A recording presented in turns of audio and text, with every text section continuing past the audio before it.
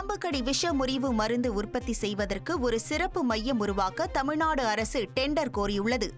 இந்தியாவில் பாம்பு கடியால் ஆண்டுதோறும் 50 முதல் 60 பேர் உயிரிழப்பதால் மருந்தை உள்நாட்டில் உற்பத்தி செய்வது அவசர தேவையாக உள்ளது. இதனால் பாம்பு விஷ முறிவு மருந்து உற்பத்திக்கான ஒரு சிறப்பு மையம் உருவாக்க தமிழ்நாடு அரசு டெண்டர் கோரியுள்ளது.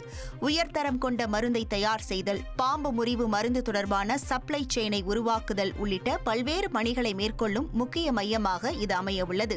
மேலும் ஆப்பிரிக்கா மற்றும் தென்கிழக்கு ஆசிய சந்தைகளுக்கு மருந்து ஏற்றுமதி செய்யும் மையமாக மாற்றவும் திட்டமிடப்பட்டுள்ளது.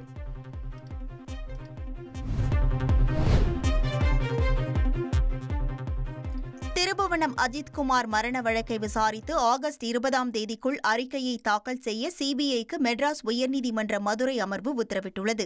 அஜித் மரணத்திற்கு நீதி கோரி தொடரப்பட்ட வழக்கு விசாரணைக்கு வந்தபோது அண்ணா பல்கலைக்கழக மாணவி பாலியல் வழக்கு, சாத்தான்குளம் வழக்கு, ஸ்டெர்லைட் வழக்கு போன்றவற்றில் சிபிஐ விசாரணை தாமதமாக இருப்பதாக மனுதாரர் தரப்பில் தெரிவிக்கப்பட்டது.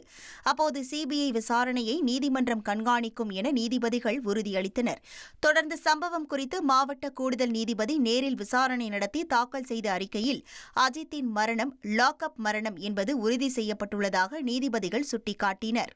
இதனையடுத்து அஜித்குமாரின் வழக்கை விசாரிப்பதற்கான அலுவலர்களை ஒரு வாரத்தில் சிபிஐ இயக்குநர் நியமிக்க வேண்டும் எனவும், விசாரித்து இறுதி அறிக்கையை மதுரை மாவட்ட நீதிமன்றத்தில் ஆகஸ்ட் 20ஆம் தேதி தாக்கல் செய்ய வேண்டும் எனவும் உத்தரவிட்டனர்.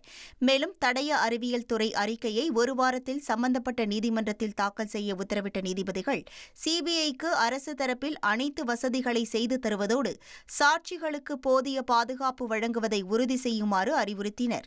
ட்ரெண்ட ஃப்ரெண்ட் ஆக்கிக்கோங்க. தந்தி டிவியின் சப்ஸ்கிரைபர்ஸ் அண்ட் ஃபாலோவர்ஸ் குடும்பத்துல நீங்களும் இணையுங்க.